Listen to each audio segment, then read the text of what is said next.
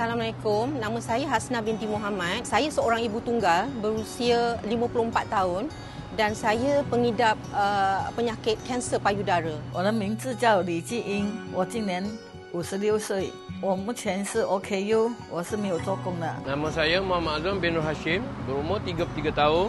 Pekerjaan saya perniagaan. Tentang mai salam, saya tuntut untuk masuk hospital. My Salam bagi saya adalah satu platform untuk mendapatkan bantuan untuk orang-orang yang tak berkemampuan sekiranya kita ada penyakit kritikal dan untuk golongan B40.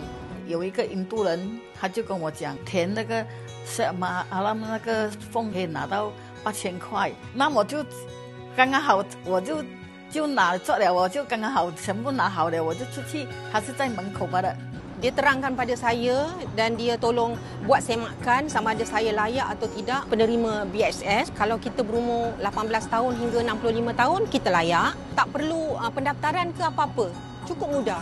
他就跟我拍，拿我地址这样子跟我送过去，一个礼拜真的是来了，我看到我就很开心。 Alhamdulillah, dengan bantuan ini dapat membantu saya memberi barang keperluan saya dengan ubat-ubatan saya.